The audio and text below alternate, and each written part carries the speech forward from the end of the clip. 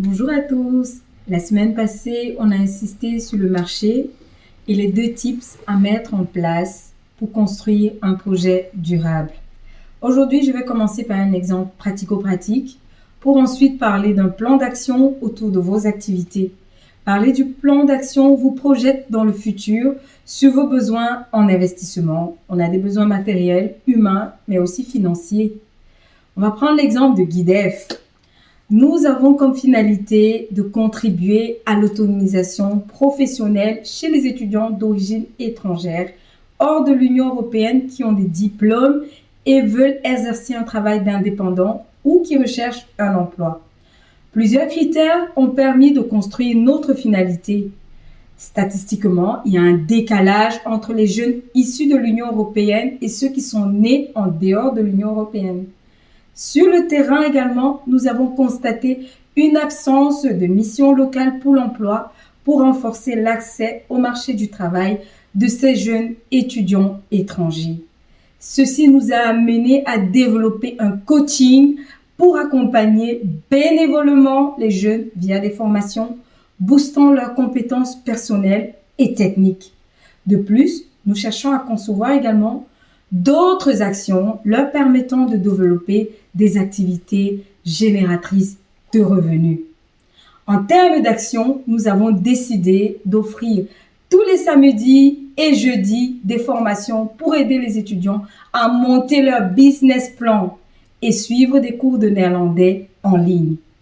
Comme activité complémentaire, nous commercialisons des vêtements seconde main et des accessoires d'habillement ainsi que des meubles upcyclés. Donc, le vêtement, c'est la ressource économique de notre projet. Déterminez vos actions, mais veillez aux évolutions du marché, car demain ne sera jamais comme aujourd'hui. Je vous explique donc maintenant comment vous pouvez, de votre côté, formaliser vos services. Je vous conseille de construire un calendrier autour, d'une part, les activités ordinaires et d'autre part, les activités extraordinaires. Quand vous imaginez vos actions, n'oubliez jamais le facteur temps. Qui va faire quoi et surtout quand? Les activités ordinaires sont au cœur du projet. Ce sont les services que vous allez commercialiser et qui vous permettront de générer un revenu constant. Par exemple, comme activité ordinaire, on a l'assistance en informatique, l'analyse de données, la vente d'un certain produit à valeur ajoutée. À côté de cela, il y a des activités extraordinaires. Elles vous permettront de générer un surplus de revenus afin de vous préparer pour des imprévus. Tout le monde a en mémoire la crise sanitaire de 2020. Votre entreprise doit être préparée pour une telle éventualité.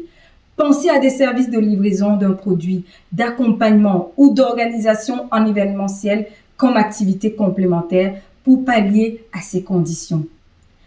Les semaines à venir, on parlera des indicateurs qui vous aideront à tester si vos activités seront une réussite sur le marché concurrentiel.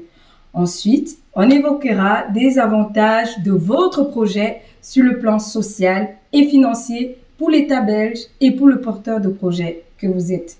Merci d'avoir suivi cette vidéo. D'ici là, portez-vous bien. Bisous, bisous.